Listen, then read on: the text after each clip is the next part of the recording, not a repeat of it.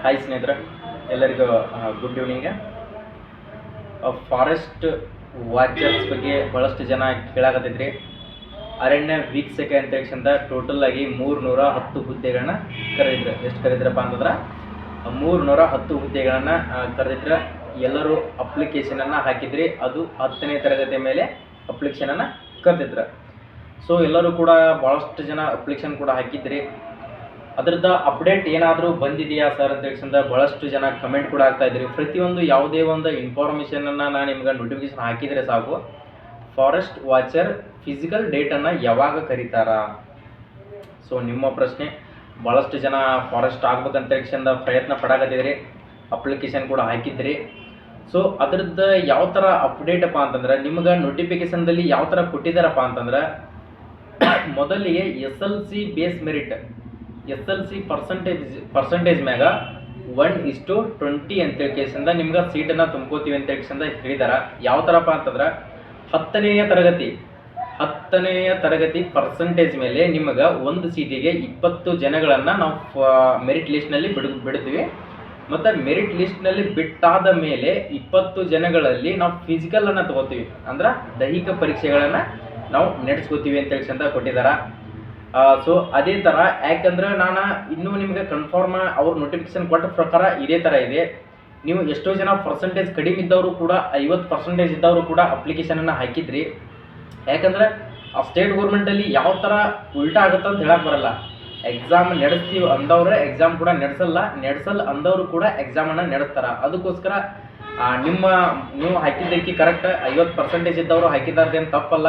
ಯಾಕಂದರೆ ಯಾವ ಥರ ಸ್ಟೇಟ್ ಗೌರ್ಮೆಂಟ್ನಾಗ ಯಾವ ಥರ ಇರುತ್ತೆ ಅಂತ ಹೇಳಿಂದ ಏನೂ ಗೊತ್ತಾಗಲ್ಲ. ಯಾಕಂದರೆ ಇದೇನಾದರೂ ನೀವು ಎಕ್ಸಾಮನ್ನು ಭಾಳಷ್ಟು ಜನ ಬರೀ SLC ಬೇಸ್ ಮೆರಿಟ್ ಮೇಲೆ ಏನಾದರೂ ಲಿಸ್ಟನ್ನು ಬಿಟ್ಟರೆ ಭಾಳಷ್ಟು ಕೋರ್ಟ್ ಕೇಸ್ ಮಟ್ಟನೂ ಹೋಗುತ್ತಿದೆ. ಯಾಕೆ ಹೋಗುತ್ತಪ್ಪ ಅಂತಂದ್ರೆ, ಯಾವುದೇ ಒಂದು ಕೊರೋನಾ ಬ್ಯಾಚ್ನಲ್ಲಿ ಎಕ್ಸಾಮನ್ನು ಬರೆಸಲಾರ್ದೇನೆ ಡೈರೆಕ್ಟಾಗಿ ಪರ್ಸೆಂಟೇಜನ್ನು ಮಾಡಿದ್ದಾರೆ. SLCದವ್ರು ಏನು ಮಾಡಿದಾರಪ್ಪ ಅಂತಂದ್ರೆ, ಡೈರೆಕ್ಟಾಗಿ ಪರ್ಸೆಂಟೇಜನ್ನು ಮಾಡಿದ್ದಾರೆ. ಅವು ಪರ್ಸೆಂಟೇಜ್ ಹೆಂಗಾಗಿದಪ್ಪ ಅಂತಂದ್ರೆ, 80 ಕೆಳಗಡೆ ಯಾರೂ ಇಲ್ಲ, ಬರೀ 80 ಅಬೌವ್ 99, 96, 97, 98 ಇದಾವೆ. ಅದರೊಳಗೆ ಎಲ್ಲ ಏನು ಮಾಡಿದಾರಪ್ಪ ಅಂತಂದ್ರೆ, GDS ಪೋಸ್ಟನ್ನು ಕರೆದಿದ್ರು. ಏನು ಕರೆದಿದ್ರಪ್ಪ ಅಂದ್ರೆ, GDS ಅಂತೇಳಿ ಗ್ರಾಮ ಡಾಕ್ ಸೇವಕ್ ಅಂತ ಹೇಳಿಂದ ಆ ಪೋಸ್ಟ್ ಆಫೀಸ್ನಲ್ಲಿ ಕೂಡ ಹುದ್ದೆಗಳನ್ನ ಕರೆದಿರ. ಆ ಹುದ್ದೆಗಳಲ್ಲಿ ಏನು ಮಾಡಿದಾರಪ್ಪ ಅಂತಂದ್ರೆ, 190% ಇವರೇ ಹೋಗಿಬಿಟ್ರು. ಕೊರೋನಾ ಬ್ಯಾಚ್ನಾರ ಯಾರು ಹೋದ್ರಪ್ಪ ಅಂತಂದ್ರೆ, ಕೊರೋನಾ ಬ್ಯಾಚ್ನಾರ 190% ಅವರ ಜಾಯ್ನ್ ಆಗಿಬಿಟ್ರೆ. ಈಗ ಇನ್ನು ಉಳಿದವರಿಗೆ ಜಾಬ್ ಎಲ್ಲಿದಾವು? ಅದೇ ಥರ ಈ ಥರ ಯಾರಿಗೂ ಮೋಸ ಆಗಬಾರ್ದು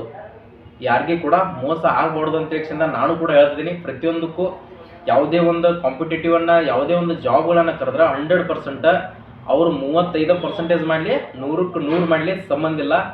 ಎಕ್ಸಾಮನ್ನು ಇಡಲೇಬೇಕು. ಎಕ್ಸಾಮನ್ನು ಇಟ್ಟರೆ ಮಾತ್ರ ಅವ್ರದ್ದು ಎಫರ್ಟ್ ಎಷ್ಟಿದೆ ಏನಪ್ಪ ಅಂತ ಹೇಳಿಂದ ಕ್ಲಿಯರಾಗಿ ಗೊತ್ತಾಗುತ್ತೆ. ಮತ್ತು ಗ್ರಾಮ ಲೆಕ್ಕಾಧಿಕಾರಿ ಅಂತ ಹೇಳ್ತಾರೆ, ನಿಮ್ಗೆ ತಲಾಟಿ ಅಂತೇಳಿ ಕರೀತಾರೆ. ತಲಾಟಿ ಹುದ್ದೆಗಳಿಗೆ ಕೂಡ ಮೊದಲಿಗೆ ಮೆರಿಟ್ ಮೇಲಿತ್ತು. ಅದನ್ನು ಕೂಡ ಈ ಸದ್ಯ ಮೆರಿಟ್ ಮೇಲಿಂದ ತೆಗಿಯಾಕತ್ತಿದ್ದಾರೆ, ಎಕ್ಸಾಮನ್ನು ನಡೆಸಾಕತ್ತಿದ್ದಾರೆ. ಮತ್ತು KBಯಲ್ಲಿ ನಮ್ಮ ಸ್ಟೇಟ್ ಗೌರ್ಮೆಂಟ್ದಲ್ಲಿ ಮೆಸ್ಕಾಮ್ ಅಂತ ಹೇಳಿಂದ ಸಾಕಷ್ಟು ಹುದ್ದೆಗಳನ್ನ ಕರಿತಿರ್ತಾರೆ. ಎಲ್ಲನೂ ಮೆರಿಟ್ ಮೇಲೆ ಕರೆಯಾಕತ್ತಿದ್ದಾರೆ. ಮೆರಿಟ್ ಮೇಲೆ ಕರೆದ್ರಪ್ಪ ಅಂತಂದ್ರೆ, ಇಲ್ಲಿ ನೋಡ್ರಿ, SLC ಪರ್ಸೆಂಟೇಜ್ 50 ಮಾಡಿದವ್ರು IAS, PAS, PSI ಈ ಥರ ಎಲ್ಲ ಆಫೀಸರ್ಗಳದಾರ.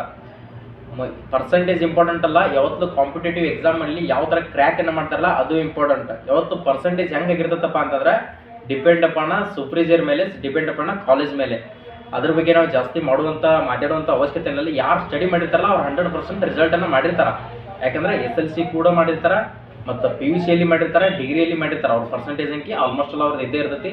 ಮತ್ತು ಅದೇ ಥರನಾಗಿ ಕಾಂಪಿಟೇಟಿವ್ ಫೀಲ್ಡಿಗೆ ಬಂದರು ಅವರ ಎಕ್ಸಾಮನ್ನು ಕ್ರ್ಯಾಕ್ ಮಾಡ್ತೀವಿ ಅನ್ನೋ ಕಾನ್ಫಿಡೆಂಟ್ ಕೂಡ ಅವ್ರಿಗೆ ಇರ್ತೈತಿ.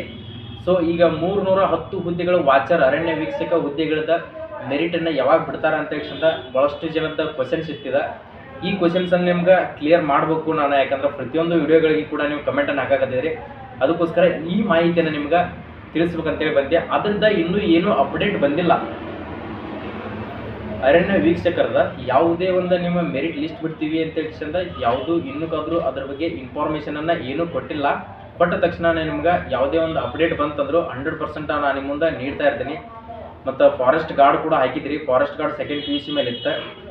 ಅದರದ್ದು ಕೂಡ ಇನ್ನೂ ಏನೂ ಅಪ್ಡೇಟ್ ಬಂದಿಲ್ಲ. ಅದು ಬಂತಪ್ಪ ಅಂತಂದ್ರೆ ನಿಮ್ಗೆ ಅದ್ರದ್ದು ಮಾಹಿತಿಯನ್ನು ನಾನು ತಿಳಿಸ್ತಾ ಹೋಗ್ತೀನಿ. ಮತ್ತು ಯಾರಾದರೂ ಈ ಮಾಹಿತಿಗಳನ್ನು ನೋಡಿಲ್ಲಪ್ಪ ಅಂತಂದ್ರೆ ನಿಮ್ಮ ಸ್ನೇಹಿತರಿಗೂ ಕೂಡ ಈ ವಿಡಿಯೋನ ಶೇರ್ ಮಾಡಿರಿ.